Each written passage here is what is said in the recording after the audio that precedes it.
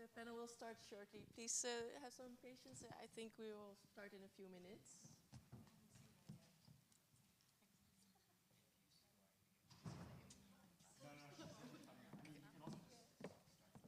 Yeah, sure.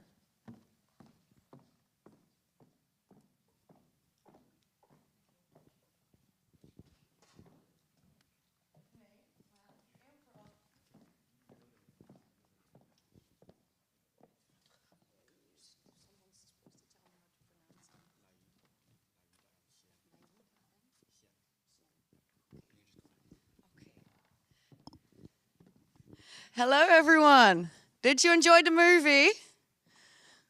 A little more enthusiasm, please. She did so well. I already forgot how to pronounce your names. I'm so sorry. I'm a bit nervous. I'm supposed to have cue cards. I don't have them yet. So I really want to thank the director for making the documentary, of course. I watched it earlier this week. It was very recognizable for me. Thank you. And I would like to invite you both up here, please, because being alone makes me nervous.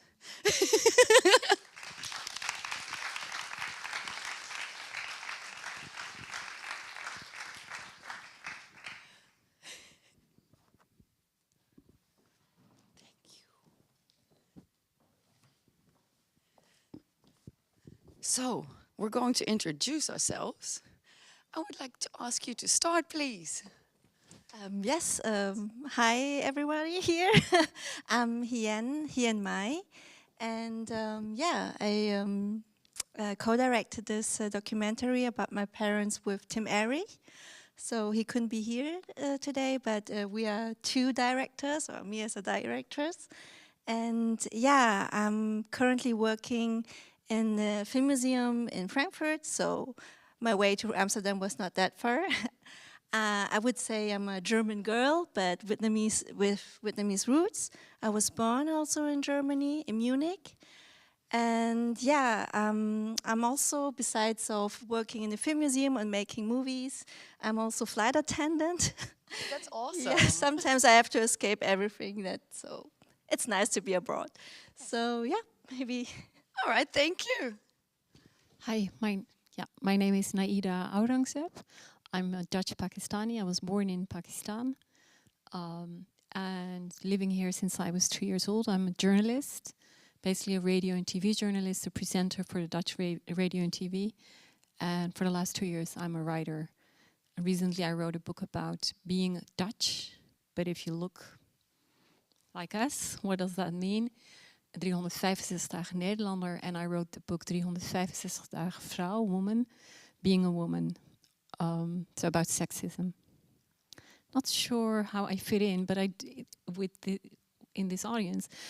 But I think I do. When I saw the movie, I kept seeing my dad and that house that we have in the northern part of Pakistan that annoys my mom. Yeah, so I recognized a lot. I think you found really, really a beautiful topic that a lot of people are not aware of, especially not white journalists. They have no clue that this is the pain of being an immigrant. So thank you. Thank you. Yeah, well, I'm Kimberly. Hi. I recently came home from Miss United Nations. I'm a model, and I won a wonderful crown this week. So I'm still very high in my energy because I did that. Here in the Netherlands, I work with Asian Raisins, and I'm a representative for them here today. And yeah, I also recognized a lot in the movie. I recognized my grandparents, your dad, for me, my grandfather. And what I said to Davy, it was really nice to see how you showed I call it stress, people feel when they're here because they're divided between here and there. And that's something I really, really could see in there, and I could see the same in my family. And the house itself looked like my grandparents' house. That made me feel very comfortable. So yes, thank you for that. Thank you for showing everything. I think we really recognized a lot of it. So there are some questions. And I would like to start with Hien, with you. if you could tell us a little bit more about being a Vietnamese migrant in Germany. In general? In general, yes. How do you experience that? I mean, when I was like very small in primary school or something, I think it has little effect on being a migrant person, because I think it depends on how many people around you are also with migration background. And it changed when I got to high school, where like more German, students were there, and yeah, then I like this. That was the first racist experience also, and also when teachers have a special look on you, like you might be not too good in all the subjects because you have like migration background. And yeah, I mean, today I can say it's very enriching to grow up in two different cultures, but I can't say that it was like always like that from the beginning on. So I think like a lot of people with migration backgrounds have or a similar experience. So you really have to grow in it, and to raise your own voice for it, and how to tell a story like that. Because now I'm happy to hear that you say like, oh, my dad reminds you on your grandfather or your dad, but there was also a white community asking me, how dare you to show your dad drinking alcohol? And I was like, sorry, but this is my perspective, and there's a reason why people drink and have maybe an addiction. And it was like my observation about that feeling to be torn also, and like never to arrive somewhere. So that was a very important part to show how a person feels as a foreigner forever, actually, although he lives like 30 years already in Germany, in my case, yeah. Okay, thank you. Do you have similar experiences here in the Netherlands? The ones about racism, you mean? Yes. Yeah, sure. And I also recognized when you were having the talk with your mom about the school, my mom did always come with me. I grew up in Rotterdam, a city an hour from here, a bit more than an hour. And my mom, she used to come, to the school meetings and talk to the teachers, but she couldn't understand them really, but she did make the offer to go. That's what she did. But then she would be standing there and I would do the talks. And also what is interesting, if I look at it now, the teachers didn't really try to talk to my parents, and I'm sure the teachers didn't really try to reach out to your mom and to your dad. So these teachers, these grown-ups, would talk to me as if I was an adult, And I remember, I have this memory that one time my parents had friends in Rotterdam, and they were having a hard time. She was having a hard time getting pregnant and had to go to a hospital. And then my parents sent me with them, and I was 8. I was 8 years old, and I went to this hospital, which is in Delft, and there are these white doctors, adults, who talk to an 8-year-old, and they ask me to translate, to tell this couple when not to have sex. And I was standing there, and I was like, okay, I'm not going to translate this. I'm not even allowed to know that sex exists. So now I tease my mom, and I'm like, I was not allowed to talk to boys. I was not allowed to know anything about my body or sex. And then you send me with your best friends that they're trying to have a baby to translate with the doctors. What were you thinking? And then she's like, okay, you're right. So my pain is double. Like my pain is like, okay, my parents didn't understand the language, but the system didn't change much, because your experience and my experience, I would say for 90% it is, or maybe 80%, it is the experience of the Syrian refugees that are coming into the country and the Ukrainian refugees that are coming. So a lot of things didn't change, and I think also from the white, from the position of the white teachers and professionals, they should have known better. We were children. So there's pain still. You said you were okay with it in the movie. Yes, because Are you okay with it? yeah, I think that would be maybe an interesting topic for our next movie also, because for us as, you know, little ones, we didn't have the right to be angry about it, you know? Yeah. I mean, if you're not accepted at school or somewhere, your parents are the only, you know, the only role models you could have. So if they are depending on you as a translator or whatever, you still have to be, you know, respectful, and you should say, I'm okay with it, yeah? So there's no choice to say, I don't want to do it, and it's a big burden also.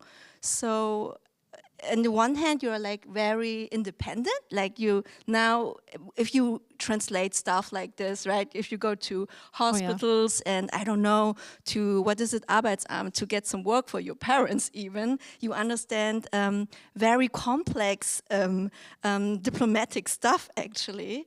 But in the other hand, there's like a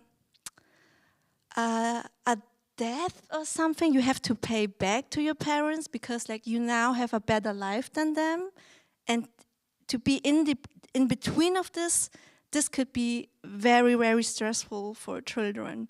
And teachers, they don't know that, yeah. So in Germany we had screenings also, and there were some German teachers sitting there, and they were like, oh, I thought like all your Asian kids are so smart, and I never thought about you have problems at home. Yeah. And I was like kind of shocked because like, how do you think, how does it work at home? I mean, we still have to be good at school, but you don't realize that there might be other issues, also class issues even at home. So not only the fact of having a migration background could be a fact of, could be a stigma, but also the difference to the other kids where the parents are academics, you know. So for me, that was also a difficult part. I really enjoyed the part when you said this English teacher said, you know, she can talk in English, and you're like, how? What are you thinking? Yeah. Thank you so much for that. Yeah, as everyone can see, I'm absolutely white passing, so my experience is a bit different. But in school, I also experienced racism, like teachers telling me I can't do certain degrees. When they tested me for a certain level, they just said, well, forget it, you're not going to be able to do that, you're not smart enough. And that's mostly because I lived in an all-white community, so we were the only foreigners there with another family. And what I also realized there was we couldn't go against the other people, and we could only go against each other. So if there were issues, the foreign families would fight it out because they couldn't do anything against the white families. I don't know if you ever experienced that. No. So did you mean that the communities, they... We're fighting among Yeah, Yeah, if you have your ourselves. internalized trauma, that's when you're having issues with other people. Like I was bullied a lot. And my co-student that was from Malaysia was also very bullied a lot. And then my parents would fight it out with their parents instead of with the other parents. True, that's Yeah. true, I know. yeah. Yeah. Okay. Yeah, just to keep being invisible, actually. So if like your parents would go to the to school and say, "Hey, it's not fair how you treat my daughter," that would be even worse for you at school, right? Yes. Yeah, Indeed. yeah. And then they would just, in the community, they would talk about it and fight about it, but not with the people that are actual problem. Yeah, okay. No, So I'm I not the only felt one. I felt much more. I grew up in Rotterdam, and I felt that there was much more. Like, I have this memory. I was 5 or 6, and in our street there was a car accident, and one of the little Dutch Turkish boy died, and I think he was 6 or 7. And it was the beginning. Like we were only living since 3 years in Holland, so my mom didn't speak any Dutch at that time. Neither did any of the neighbors, and we had Moroccan neighbors, Turkish neighbors, Suriname neighbors, Pakistanis. And then I have this memory that all of us came together in the house of the family where the child died, and we were so aware of the fact that all of us were the family right now, because his real family, his grandparents, his aunts and uncles were back in Turkey. So I have this memory that there was a community. We didn't talk, we didn't say like, hi, we're family, but we were so aware of the fact that we were different. And so my mom was sitting there, she doesn't speak any Turkish, but it didn't matter. So I have the memory of a bigger community in cities like Rotterdam and later in Den Haag, where somehow you knew that you were together. So it was much more bounding. My best friend, she was from China, and I was the only one from the class that was allowed to enter her house, because all the Dutch white friends, her mom didn't felt safe or to let them in. And I, as a Pakistani, I was the only child from the class where she was allowed to play. Like, her mom did let her play at my house. So I felt a lot of safety within the community. Okay. But that's very wonderful that you had that community around. Yeah, I wish did. I had too. I had my family though, very multicultural family, but the surroundings were all white. And I understand the part where you say that other people were not allowed to come and play. yeah. Yes, thank you for that answer. Then there's another question for you about the Asian Vietnamese community in Germany and how they relate to each other and other immigrant communities. And what are the political debates over there?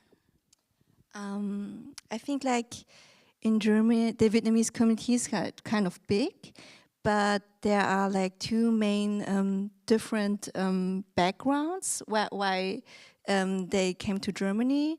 The first part is the Vertragsarbeiter, so it's the formal label for it, I would say. But people who came to the DDR, so the former eastern part of Germany, to work there, but only for a temporary time. So the contract worker. But the DDR never thought about to integrate the people, actually. So they thought people come there, work there, like in the 80s, and then they go back, that's all. But of course they wanted to stay, and they have families, and they want to stay in Europe or to stay in Germany.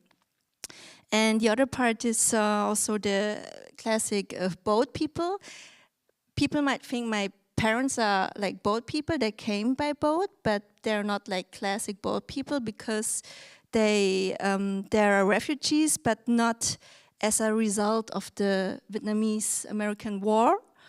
But yeah, so I would say if you compare these two groups, they have like different political backgrounds.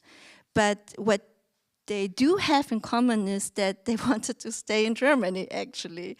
So, but I can say that the first generation, like my parents, they don't think about political issues too much, honestly. But I would say, like me as a second generation kid, or like you keep going, then I think we have our own voice. We make our own movies. We make our own social media. Everything. We are like able to connect and also to get out of the role of to be a victim. That's what unites us. As we have different discrimination experiences, but I think that's what we got in common. Thank you. And then I'm going to try and ask you to the perspective on the dynamics in the Netherlands and the politics here. You want to go there? Because I wanted to go back to the movie, actually. I can come there because... Yeah, sure, go back, please. The movie is what I also... we have... I mean, there are more movies in Holland. There are documentaries about being... about the first generation. But I think what you did... I haven't seen it before. Because it looks like it's your mom, your dad, and you know the camera is on top of them, and it's very small, and we see them in the morning and in the night. But the topics are huge, and the topics are topics that maybe in 10, 15 years researchers will look, you know, back and then, you know, have talks about it. Because one of the dynamics you see is the dynamic between your dad and your mom. She wants to stay here for the future grandchildren. He wants to go back. And what do? Do you leave? But he doesn't want to leave alone. And it's something that we see in Holland. I see a lot of families. They can be Dutch, Turkish families, Pakistani families, Moroccan families. In most cases, the husband stays for 3-4 months back home, sometimes even a year. I know a lot of, not a lot, but I know a few friends of my dad from Rotterdam. They remarried in Pakistan, not because they really wanted to have a second wife, but they felt lonely there and they don't want to stay all the time here. So the dynamic between the gender dynamic is very interesting. And actually the story of your mom and dad is not their story only. It's the story of a generation. And I think that's very interesting to see. And, you know, within the white researchers, they don't have an eye for it. Well, what's interesting is, you know, what is happening is interesting. Also the fact that your mom at this age now is learning German. You see it happening a lot in Holland. Like suddenly these women realize, my children live here, my grandchildren are you know, living here. What do I want? Do I want this man that I'm his wife and I listened to him all my life and now he wants to return? But I belong here. And also something your mom didn't say, but maybe it's part of it. My mom, my dad kind of forces her to come with him for 3-4 months to Pakistan. But if I ask her, why don't you want to stay there? And then she's like, I miss my freedom.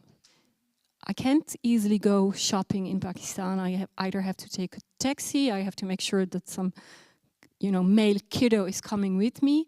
And here I wake up, I go to the market, I go to the supermarket, you know, I live my life. So there is a lot, like, on the surface, it's just your mom and dad and having this debate and the houses, etc. But underneath, it's the story of a generation. Yeah, that's really true. That's very interesting. Maybe I should also tell you this because here are some Vietnamese people in the audience, right? Also, I don't know, but also maybe in Pakistan. Thank you for telling us this, because my mom, it's actually a love story also, this documentary, because my parents, they wanted to leave Vietnam because their relationship wasn't accepted by the family of my father. And he is the oldest son of the family. And he wanted to marry a very poor woman. And for my grandparents, like from the parents from my dad, they were not okay with his choice. And you have to know that my parents already lost 2 babies already in Vietnam because they were too poor and they were just sick and they had no support from the family because their relationship was not accepted. And traditionally, also the wife moves to the family from the husband. So she remains there forever actually and has to leave her family. And due to this fact, my mom was like, okay, your family is not accepting me, so sorry, we have to go. So that's why maybe she's like, her German's like really poor, but she wants to try it because now her family is now in Germany. Although she's like more than 50 years old now, she wants to go on here with the new grandchild. So yeah, that's maybe also a background. From the white perspective, you wouldn't know the freedom to live in Europe as a woman. Yeah, I think we pass by the privileges we have here a lot. So that's a very good one to think about and be happy about it, that we do have that here. No, it's a privilege to live in the Netherlands, to live in Germany and have the freedom to do what you want. It's a privilege because they don't have it in other countries. But unfortunately, it's still a privilege here because they don't have it over there. If we have it everywhere, then we can call it a right for everyone. But right now, it's a privilege for us to have this because they don't. It's not a privilege. Okay. We're fighting every day here, and the sexism here, and also the saying like they don't have it there and we have it here. It's not that easy. It's not like not having there means like it's far away. You don't have so it's Sorry if my words are wrong. Yeah, and I agree with you. It's not a privilege. It's a right, and it is right that women fought for, and we're fighting for it every day. We see it right now in the States. Abortion, is it a privilege? Is it a right? They can every right. It should be a right. I agree with that. But it's not, and what seems to be a privilege can be taken away every second. So and it's being taken away and in certain places. So I agree. It's a right we have. It's a right we should all have. Yes, I agree with that. Sure. I'd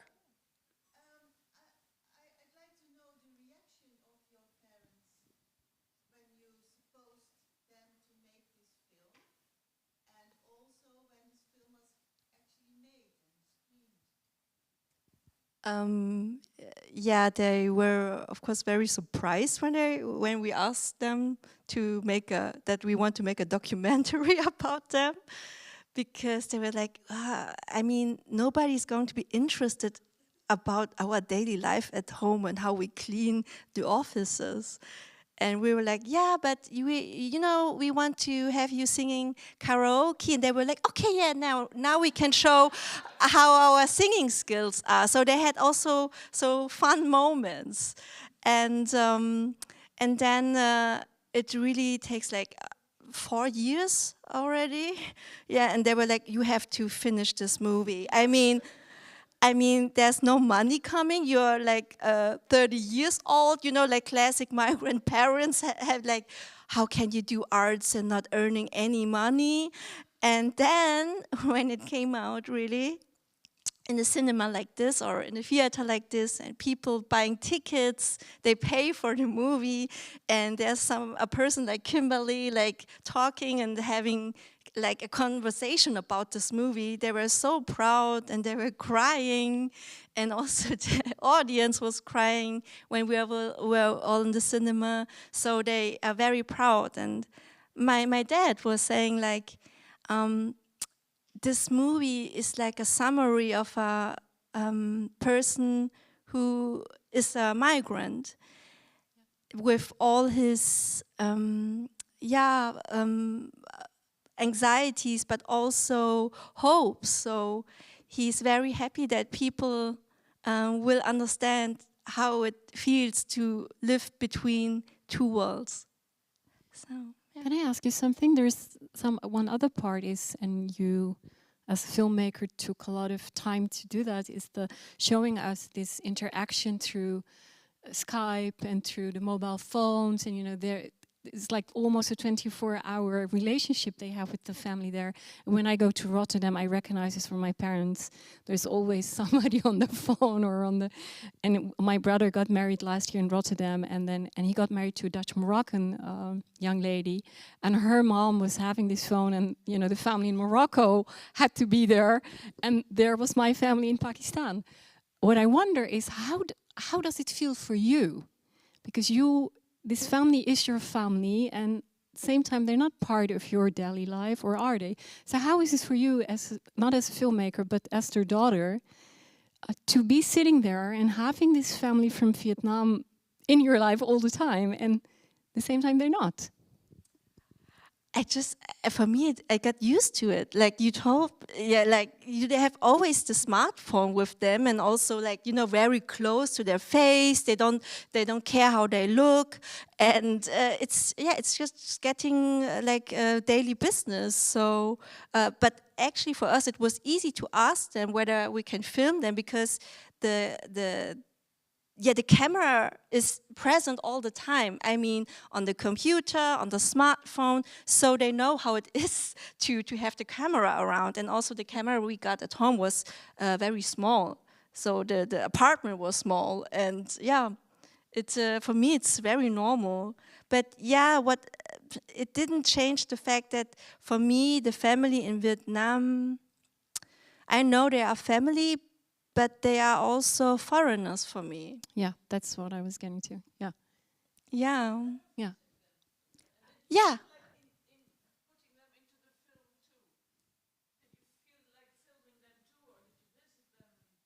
Yeah, sure. I was in Vietnam 3 times, or only because we had to wait until our parents got the German citizenship. So they had to do the test and everything. It takes a long time. So they couldn't go back to Vietnam until that state.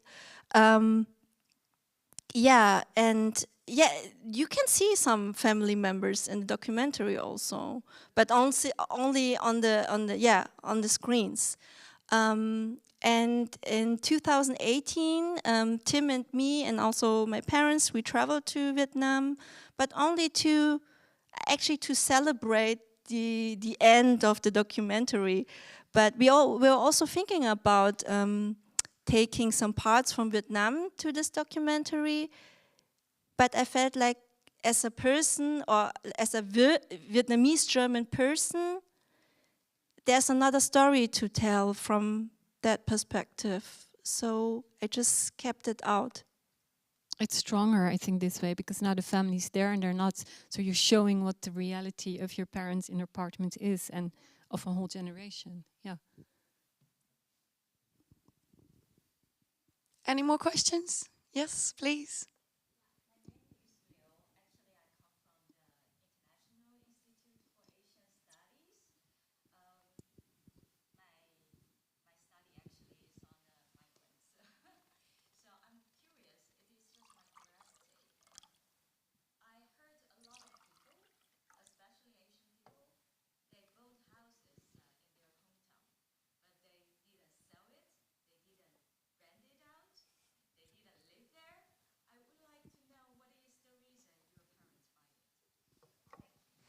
A very interesting question, because I have like a lot of people texting me, like Turkish people, Pakistani people, like, oh, my parents also have a house, but it's like a ghost house. Nobody lives there, and they're annoying some family members to have a look on it. Yeah, but then I was like, I think it's like a symbol, just a symbol for having the opportunity to go back.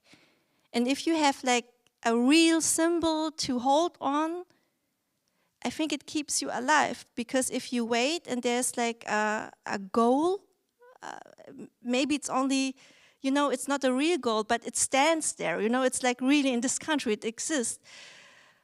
I think it keeps you, it takes a lot from your pain maybe, and you can still hope. And yeah, it's what you work for. And if you have a small apartment, like in Germany, as my parents, they can be proud about something. It's their own property. And but I think it's a symbol for hope and maybe going back. That's why they have it.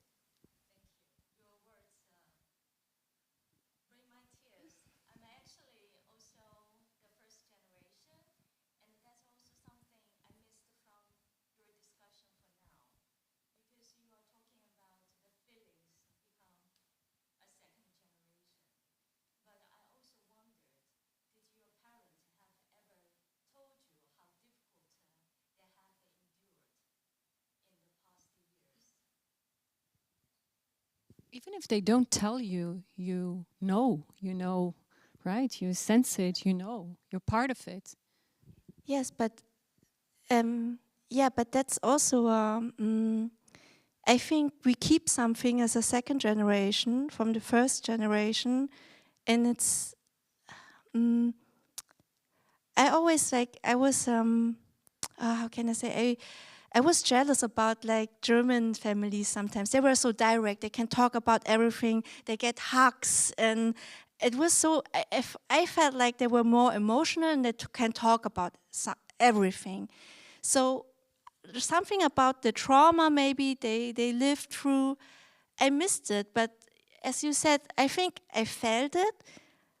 But right now, I even can say if it would be better if we could have talked about it. But to answer your question is that no, we haven't. So of course they could say, yeah, how it was on the boat, on on the to be rescued then. But like about their children, they lost my mom can't talk about it. So there is still a gap between us, but after this movie, we're more friends than only daughter and daughter and parent relationship. Yeah, I used to drink a beer with my dad. Before I didn't. So Yeah, I'm a third generation in the Netherlands, and I think that's also a bit different because I'm actually voicing everything I'm thinking, and I'm asking all the questions straight from my parents and my grandparents.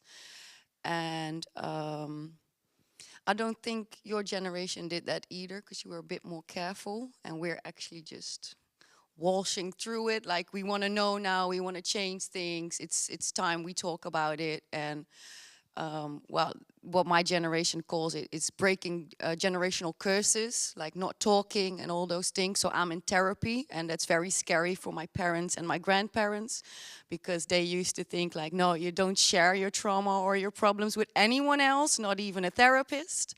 So that's how I experience it now. So maybe you will have that with your children someday. Any more questions? Over there. Yes, lady.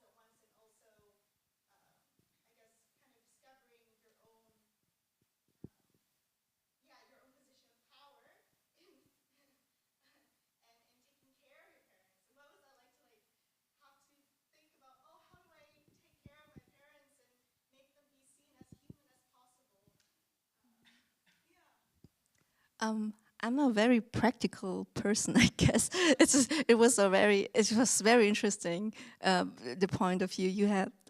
But the reason why I am also in the documentary is that I didn't want to, have the interview situations. You see a lot of documentaries where a person is like in front of the camera and answering something.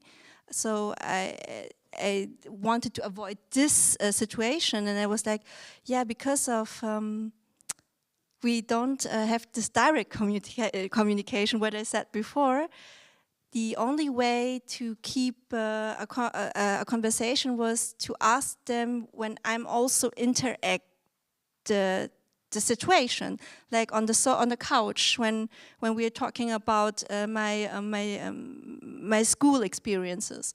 So that's how I try to let them feel also more comfy, because I'm also in front of the camera.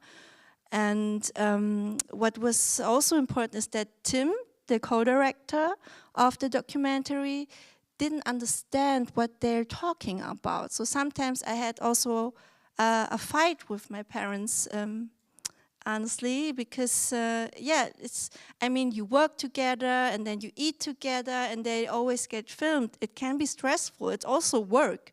So when he couldn't understand any word, I just went outside the room and he was filming it. And afterwards, we were like checking the material. And then I could say, okay, this is good. We can take this part. So there was enough distance between me as a daughter and also them as parents, because another person was filming it.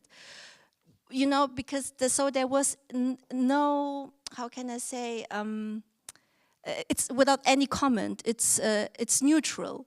So maybe that's why it has this very observative perspective, and not, not telling them as heroes or as hard workers or as poor persons. Maybe this. Did you knew from the beginning as a film? Did you knew from the beginning the house and the family there? That's and your longing of your father for the family in the house there. That's going to be the main topic, or did it happen throughout the filming that you realized, wow, this is the focus I need? It just happened, really.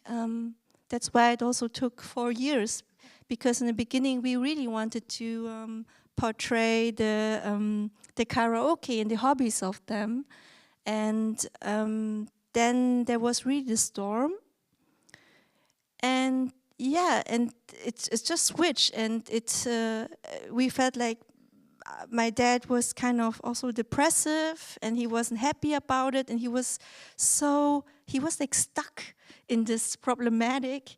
But my mom was like, you know, she didn't care much about it. So this was a really strong conflict. So that's why we said, okay, that's the main topic now. But it's because of the storm. Yeah. All right, thank you so much. Thank you for making the documentary. Thank you for being here, you too, of course. Thank you for the questions, and thank you for also being here. And I was told we have to end, and yeah, thank you. Yeah, thank you too.